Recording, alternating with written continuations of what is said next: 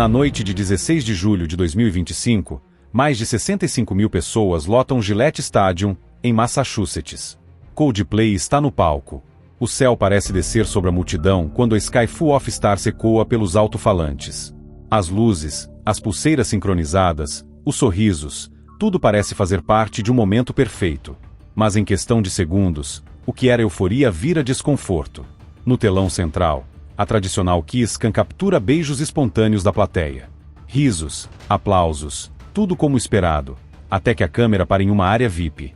Lá, um homem de terno e uma mulher elegante estão próximos demais para parecerem apenas colegas. Quando percebem que estão sendo filmados, o clima muda. Ele abaixa a cabeça. Ela vira o rosto, desconcertada. O estádio inteiro sente.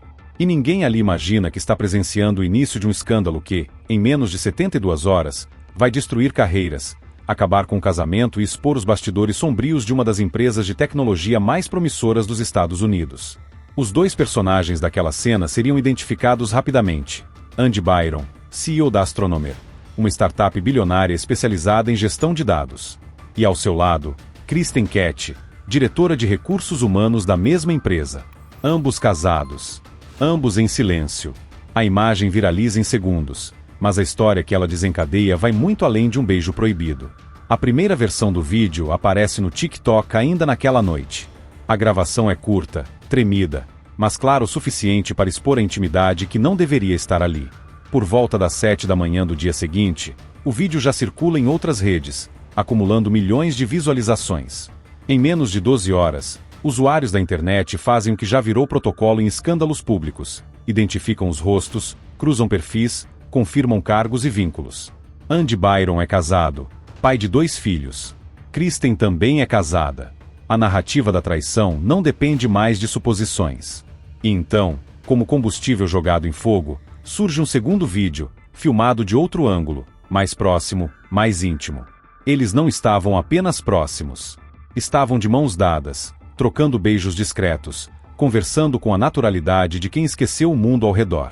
A essa altura, a falta de uma declaração pública já não é silêncio. É recusa. Os perfis de ambos no LinkedIn desaparecem no mesmo momento, como se estivessem tentando apagar digitalmente uma realidade que já havia escapado do controle. Mas o mundo real responde. E responde rápido.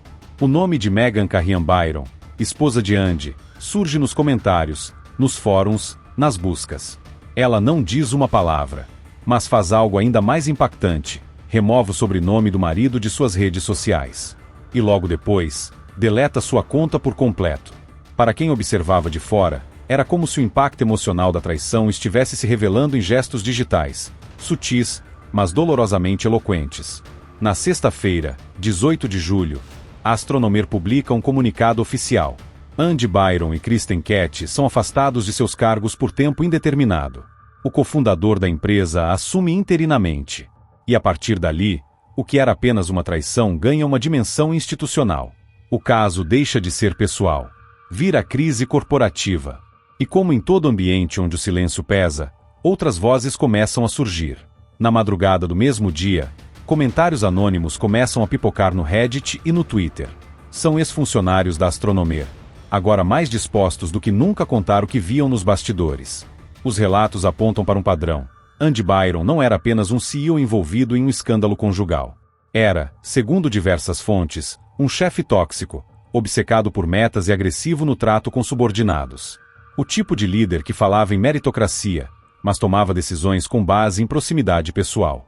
E nesse ponto, o nome de Kristen Ketty volta a aparecer.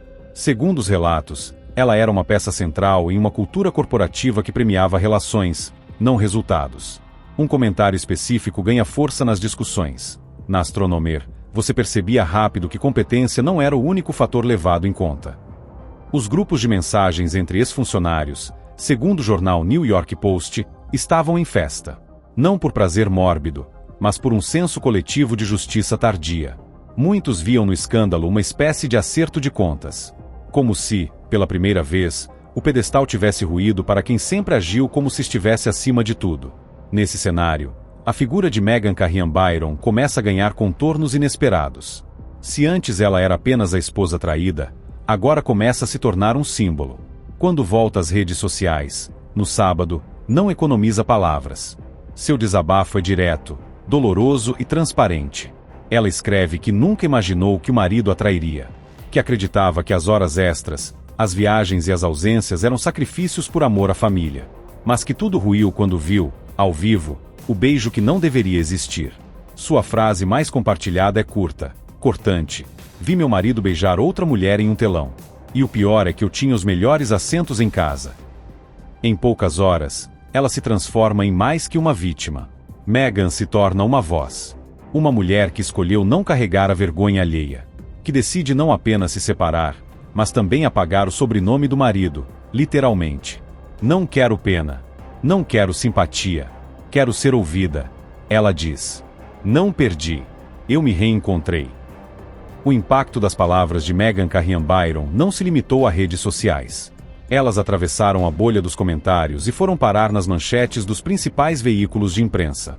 Ela não se apresentou como vítima, mas como alguém que decidiu não se calar.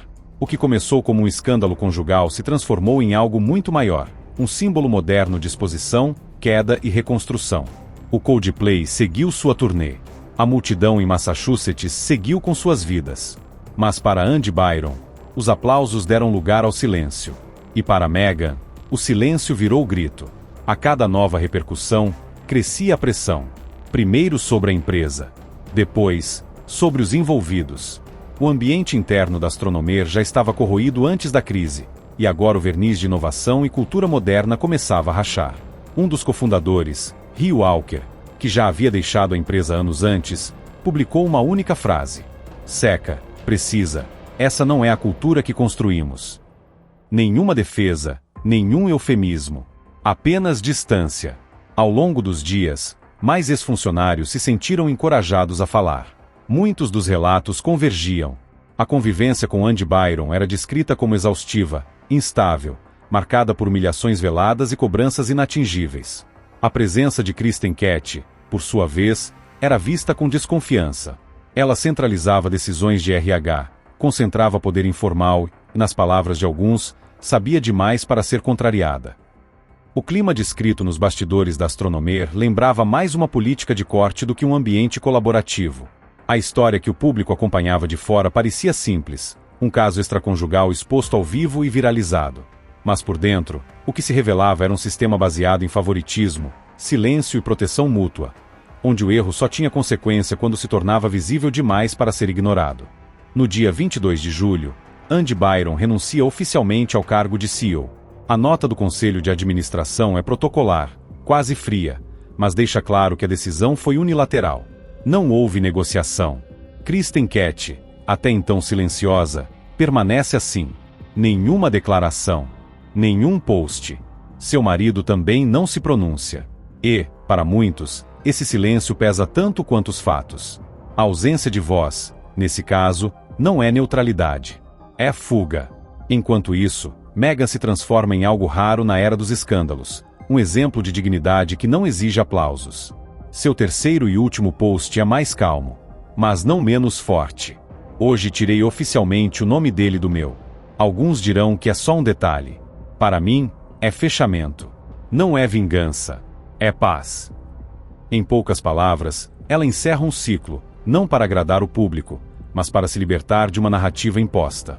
O caso de Andy Byron não é o primeiro a expor a fragilidade entre imagem pública e comportamento privado. Mas ele evidencia algo mais profundo. O quanto o poder pode ser blindado pela estrutura, até que um momento inesperado, como o foco de uma câmera em um estádio lotado, quebre essa barreira. O escândalo não foi arquitetado. Não houve denúncia formal. Foi um descuido, um gesto íntimo exposto no pior momento possível.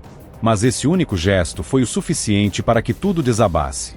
E, no fim, a lembrança que permanece não é do beijo, nem da vergonha pública, nem mesmo do colapso corporativo. O que realmente fica é a voz de Meghan. Sua recusa em desaparecer. Sua clareza em não aceitar que traição, por ser íntima, deva ser invisível. Sua força em transformar a dor em um posicionamento. Eu não quero pena. Quero ser ouvida. E ela foi. O escândalo da Astronomer se tornou um espelho para muitos. Esposas, maridos, colegas de trabalho, ex-funcionários, todos reconhecendo ali algo que já tinham vivido, mas nunca conseguiram nomear. Foi um caso de traição, sim, mas também de poder mal distribuído, de silêncio mantido por conveniência, de estruturas que premiam lealdades erradas. E, sobretudo, de uma mulher que escolheu não carregar nas costas a culpa de ninguém. No mundo onde tudo é registrado, filmado, compartilhado, não há mais espaço para verdades manipuladas por cima. Às vezes, a exposição começa com um beijo. Outras, com um post. Mas o que realmente derruba um império é o momento em que alguém escolhe não mais se calar. Andy Byron perdeu o cargo, perdeu o prestígio, perdeu o que tentava esconder. Kristen Kett sumiu do radar.